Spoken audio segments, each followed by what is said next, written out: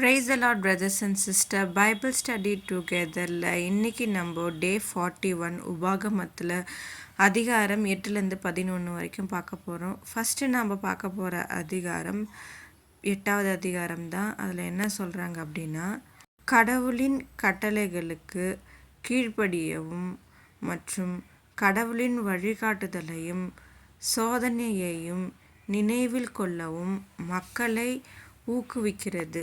அதாவது கர்த்தர் நமக்கு கொடுக்கும் நன்மைகள், நமக்கு கிடைக்கிற சோதனைகளையுமே நம்ம நினைவில் கொள்ளணுன்றது தான் இந்த அதிகாரம். அடுத்தபடியாக அதிகாரம் 9, இஸ்ரவேலர்கள் வாக்கு பண்ணப்பட்ட தேசத்திற்குள் நுழைவிருக்கும் வேளையில் மற்றும் கானானியர்கள் மீதான வெற்றியை அவர்களுடைய சொந்த நீதியால் அல்ல, மற்றும் மாறாக அவர்கள் இடம்பெயர்ந்து வரும் தேசங்களின் துன்மார்க்கத்தாலும் மற்றும் கடவுள் தங்கள் மூதாதையர்களுடனான உடன்படிக்கைக்கு உண்மையுள்ளவராக இருப்பதாலும் அவர்களுக்கு காரணம் காட்ட வேண்டும் என்று வலியுறுத்தினார்கள்.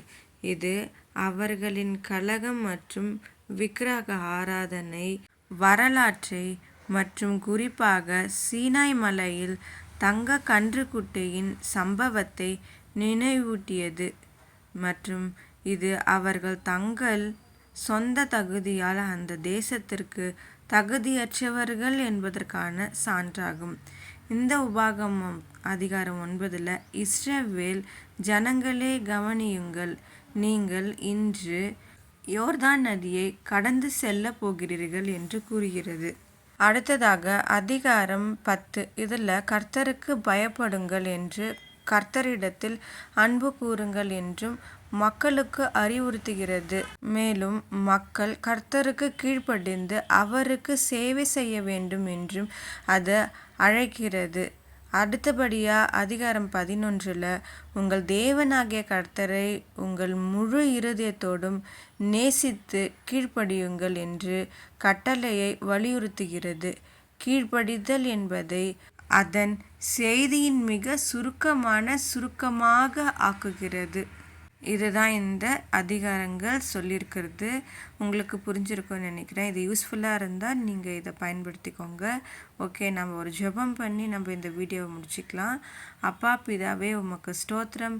எங்களை உமக்கு கீழ்ப்படியும் மக்களாக மாற்றுங்க. உங்களோட வார்த்தையை கேட்டு வளர கிருபை செய்யுங்க. இயேசுவே, எங்களோட நீர் இருப்பதற்காக கோடான கோடி நன்றிகள். ஆமேன். இதில் நம்ம கர்த்தரின் கட்டளையை பின்பற்றணும், அவரோட வழியில் நடக்கணும், அவருக்கு கீழ்ப்படியணும் அப்படின்றத இந்த சாப்டர்ஸ் சொல்லியிருக்கு. ஓகே பிரதர்ஸ் அண்ட் சிஸ்டர், அடுத்த வீடியோவில் பார்க்கலாம். Subscribe my channel.